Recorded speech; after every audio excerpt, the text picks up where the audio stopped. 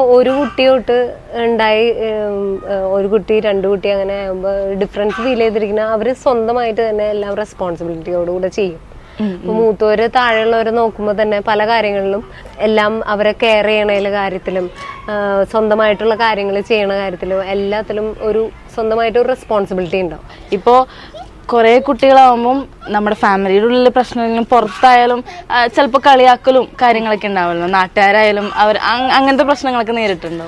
പലപ്പോഴും ഉണ്ടായിട്ടുണ്ട്. ഒരു 3 കഴിഞ്ഞ് കഴിയുമ്പോൾ എല്ലാവരുടെയും മുഖം ചുളിഞ്ഞു തുടങ്ങും. 4ാമത്തെ തൊട്ട് ഈവൻ വീടിന്റെ ഉള്ളിലായാലും ബന്ധുക്കളുടെ ഇടയിലായാലും ഇങ്ങനെ മുഖം ചുളിഞ്ഞു തുടങ്ങും 4ാമത്തെ തൊട്ട്. പിന്നെ നമുക്ക് നമ്മൾ എന്ത് തീരുമാനം എടുക്കണം, പല കാര്യങ്ങളും തീരുമാനം എടുക്കുന്നതും മറ്റുള്ളവർക്ക് ഇഷ്ടപ്പെടണമെന്നില്ലല്ലോ. പക്ഷെ നമ്മളുടെ തീരുമാനങ്ങൾ നമ്മൾ മാറ്റേണ്ട ആവശ്യമില്ലല്ലോ. പല ഡിഫിക്കൽട്ട് സിറ്റുവേഷൻസ് ഉണ്ടായിട്ടുണ്ട്. ഇപ്പോൾ കൊറോണ വന്നപ്പം എല്ലാവരും ഒരുമിച്ച് കോവിഡ് വന്ന് കിടന്നപ്പോഴും പിന്നെ വെള്ളപ്പൊക്കം വന്ന് ഇതിനെല്ലാം ഇപ്പോൾ എവിടെ പോവാണെങ്കിലും നമുക്ക് കൂടുതൽ കുട്ടികളുള്ളതിൻ്റെ ഡിഫിക്കൽട്ടീസ് ഉണ്ട്. ഇപ്പം നമ്മൾ ചുരുക്കം പറഞ്ഞു കഴിഞ്ഞാൽ ഇപ്പോൾ നമ്മൾ ട്രെയിൻ ടിക്കറ്റ് ബുക്ക് ചെയ്യുകയാണെന്ന് വയ്ക്കുക, അവിടെ ഒരു ആൾക്കാർക്ക് ഒരു ലിമിറ്റ് ഉണ്ട്. എനിക്ക് തോന്നുന്നു 6 പേർക്ക് മുകളിൽ ട്രെയിൻ ടിക്കറ്റ് ബുക്ക് ചെയ്യാൻ പറ്റില്ല. അപ്പൊ ഞങ്ങൾക്ക് ഒരുമിച്ച് ഫാമിലി ആയിട്ട് ട്രെയിൻ ടിക്കറ്റ് ബുക്ക് ചെയ്യാൻ ബുദ്ധിമുട്ടാണ് ഓൺലൈനിൽ. മറ്റോണം പോവാണെങ്കിൽ പറ്റും, പക്ഷെ ഓൺലൈനിൽ നമുക്ക് ബുക്ക് ചെയ്യാൻ പറ്റില്ല. പിന്നെ ഇൻഷുറൻസ് എടുക്കുകയാണെങ്കിൽ ഫാമിലി ഇൻഷുറൻസ് എടുക്കുമ്പോൾ 3 കുട്ടികൾ വരെ നമുക്ക് ഇൻഷുറൻസ് കിട്ടുള്ളൂ ഒരു ഫാമിലിക്ക്. ഹസ്ബൻഡ് വൈഫ് 3 കുട്ടികൾ വരെ. അങ്ങനെ പലയിടങ്ങളിലും റെസ്ട്രിക്ഷൻസ് ഉണ്ട്. 6 കുഞ്ഞുങ്ങൾ ഉണ്ടാവുമ്പം ലൈഫിൽ ഒരുപാട് ചേഞ്ചസ് ഉണ്ടായിട്ടുണ്ട്. ഇപ്പൊ വിവാഹം കഴിയണ ഫോൺ തരാൻ പറ്റില്ല. കൂടുതൽ കുട്ടികൾ ഉണ്ടാവണോണ്ട് നമ്മള് ലൈഫിൽ ഒരുപാട് ചേഞ്ചസ് വന്നിട്ടുണ്ട്. അപ്പൊ ഇപ്പൊ ഞങ്ങളുടെ കരിയർ ആയാലും എല്ലാം ഈ കുഞ്ഞുങ്ങള് കൂടുന്നതനുസരിച്ച് ഞങ്ങള് അതിനനുസരിച്ച് ലൈഫിനെ തിരിച്ചുവിടായിരുന്നു. 3ാമത്തെ കുഞ്ഞു വരെ ഞങ്ങള് ഗൾഫിൽ തന്നെയായിരുന്നു. പിന്നെ ഞങ്ങൾക്ക് മനസ്സിലായി കൂടുതൽ കുഞ്ഞുങ്ങളായാൽ ഞങ്ങൾക്ക് അവിടുത്തെ സിറ്റുവേഷൻ അനുസരിച്ച് മുന്നോട്ട് പോകാൻ ബുദ്ധിമുട്ടുണ്ട്. അപ്പൊ അതുകൊണ്ട് ഞങ്ങൾ രണ്ടുപേരും ഒരുമിച്ച് നിൽക്കണം എന്നുള്ള ഇതിൽ തന്നെ ഞങ്ങൾ തീരുമാനിച്ചു ഒരുമിച്ച് നാട്ടിലേക്ക് വരെ. നാട്ടിൽ സെറ്റിലായി, നാട്ടിൽ വീട് വെച്ചു. അങ്ങനെ ഞങ്ങൾ ഇവിടെ പിന്നെ ഒരു എന്ത് ജോലി കിട്ടുന്നുള്ളൊരു ഉറപ്പുണ്ടായിരുന്നില്ല. അപ്പൊ ജിനോ 3ാമത്തെ കുഞ്ഞായ സമയത്താണ് LLBക്ക് ചേർന്നതും LLB കംപ്ലീറ്റ് ചെയ്യണതും. അപ്പൊ ഇതിനു മുന്നേ വേറെ പ്രൊഫഷൻ ആയിരുന്നു. ചേച്ചി ദുബായിൽ വർക്ക് ചെയ്തു.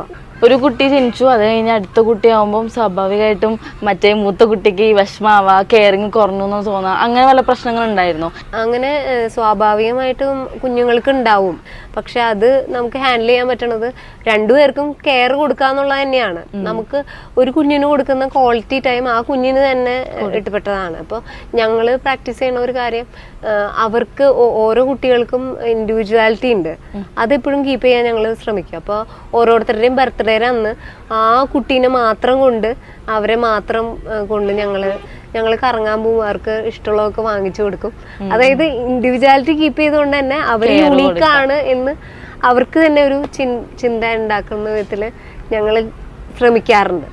ചേച്ചി പറഞ്ഞല്ലോ ചേട്ടൻ സൗദിയിൽ ടോട്ടലി വേറൊരു പ്രൊഫഷനായിരുന്നു. അതിൽ നിന്ന് പിന്നെ 3 കുട്ടികളായിരിക്കുമ്പോൾ തന്നെ LLB പഠിച്ച് വക്കീലായി.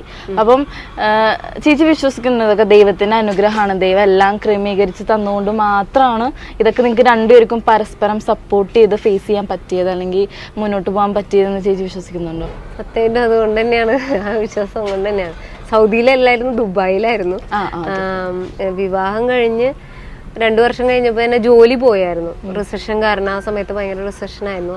അപ്പൊ പുള്ളി ആകെ എന്താണ് ഇനി മൂവ് ചെയ്യണ്ടേ, പിന്നെ അടുത്ത കുഞ്ഞായി, 3ാമത്തെ കുഞ്ഞിനാവാനായി. ഇപ്പൊ നമുക്ക് അവിടെ നിൽക്കാനുള്ള ഒരു ഗ്രിപ്പിനും കുറവായി തുടങ്ങി. അപ്പൊ എന്ത് മൂവ് ചെയ്യാന്നുള്ളൊരു ചിന്ത വരുന്നു. ഇതിന്റെ ഇടയിൽ വിസ കാലാവധി കഴിഞ്ഞപ്പോൾ നാട്ടിലേക്ക് വന്ന് പുള്ളി തിരിച്ചു വരേണ്ട ഒരു സാഹചര്യം വന്നു.